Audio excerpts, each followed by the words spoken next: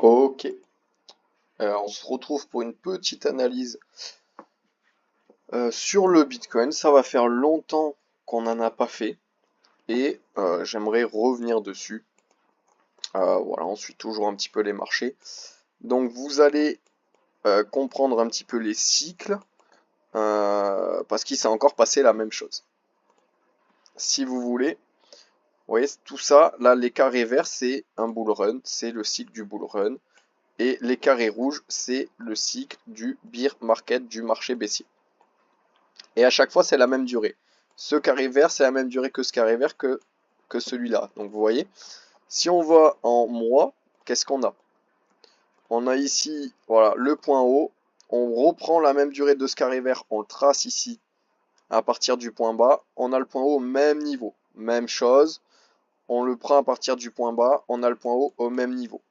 Mais ce qui est intéressant, c'est surtout les points bas. On a exactement la même chose ici au niveau des marchés baissiers. Vous voyez, ici on a la même durée. Point bas, il faut acheter, boum, ça monte. Point bas, on achète, boum, ça monte. Point bas, on achète, boum, ça monte. Et en fait, on peut le prédire tout simplement. Comment? Ben, on prend son petit carré rouge. Je l'ai déjà fait là. On le met, vous voyez, en bout du carré vert. Bon, là, je vous ai déjà tout tracé. En bout du carré vert, donc celui-là, on peut l'enlever puisqu'il y en a déjà un. Et ouais, on arrive normalement sur la fin d'un marché baissier en, allez, on va dire septembre, octobre 2026, voire novembre 2026. Donc fin d'année 2026.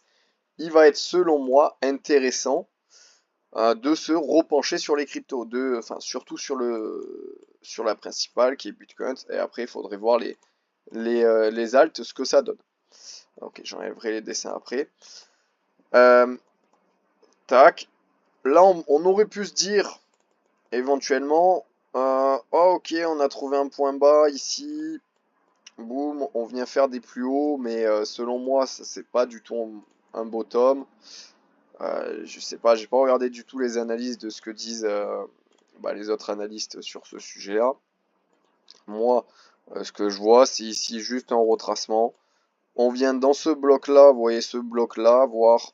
Est-ce qu'on est revenu? Non, on n'est pas revenu ici. Bon, bref, dans ce bloc-là, peut-être pour distribuer et faire des plus bas. D'ailleurs, en parlant de ça, je suis dans une position en short ici. Après, est-ce que c'est le point haut? Mince. Est-ce que ici c'est le point haut de la position short? J'en sais rien. C'est pour ça que je me suis protégé avec le SL. Est-ce qu'on peut revenir, vous voyez, faire un petit rush haussier ici avant de faire des plus bas? C'est possible. C'est possible. Mais voilà, là il y avait une position à prendre, je l'ai prise. Bon, elle n'est pas très belle, elle n'est pas évidente. Euh, bref. Voilà pour l'analyse du BTC, hein, c'est tout simple, hein. Vous voyez, vous prenez vos cycles, vous tracez vos petits carrés, comme ça vous pouvez le faire, hein, et pareil, hein, si vous voulez, si on peut prédire le prochain cycle. Ici, on reprend la même durée, on le met à la fin de notre petit carré rouge, vous voyez. Et la fin du prochain marché haussier sera en septembre 2029. Voilà, c'est tout aussi simple que ça, hein. Et à chaque fois, c'est les mêmes durées. Après, est-ce que ça va durer indéfiniment comme ça, autant prévisible comme ça, je sais pas et je pense pas. Parce que bah, forcément, déjà que tout le monde le sait, si tout le monde, en fait, si vous voulez, tout le monde ne peut pas acheter à ce niveau-là. Tout le monde ne peut pas acheter à ce niveau-là. Pourquoi? Parce que si tout le monde achète, il n'y a personne qui vend en face. Et si personne vend, ben vous pouvez pas acheter. Donc c'est pour ça que ça ne peut pas durer indéfiniment comme ça. Comme pareil, tout le monde ne peut pas vendre ici. Parce que si tout le monde vend ici, bah, qui achète en face? Vous voyez, il n'y a pas d'acheteur, donc le prix ne peut pas descendre. Donc c'est pour ça que ça ne peut pas durer indéfiniment. Est-ce que il reste encore un cycle et ensuite le marché il va faire ce qu'il va faire comme sur les autres actions, etc. Il va être plus imprévisible, on va dire, parce que là, on peut, voilà, là c'est vraiment prévisible, hein, pour le coup. On peut pas faire plus prévisible que ça. Pour l'instant, tant que c'est prévisible, on continue dedans. Dès que ça change, dès que ça va changer, il va falloir réajuster ses analyses.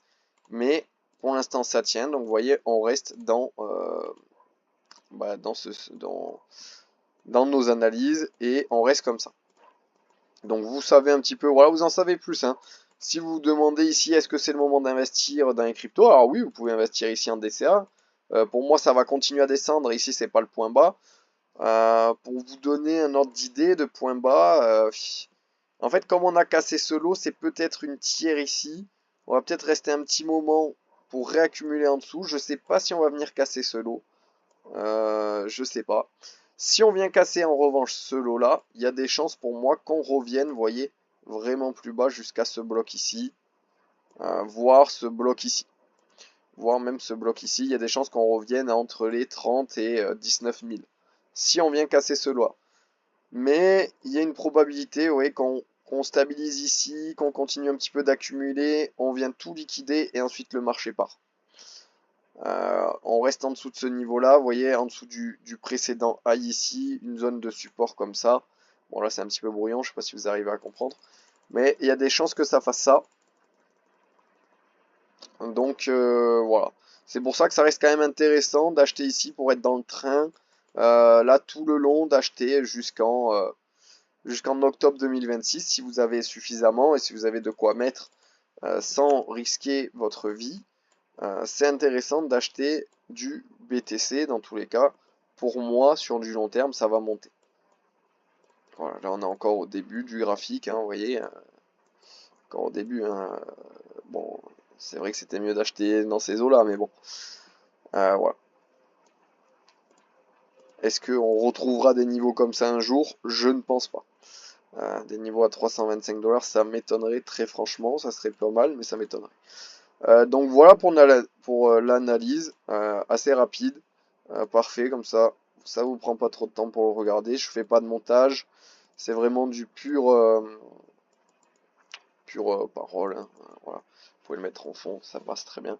Et voilà, on se retrouve pour une prochaine vidéo, je vais essayer de vous faire des analyses un petit peu plus souvent, mais il faut encore qu'il se passe des choses, hein, parce que là bon, si vous voulez ces derniers jours, voire ces derniers mois là, depuis début d'année là, hein, depuis février 2026, mais en fait, il s'est rien passé.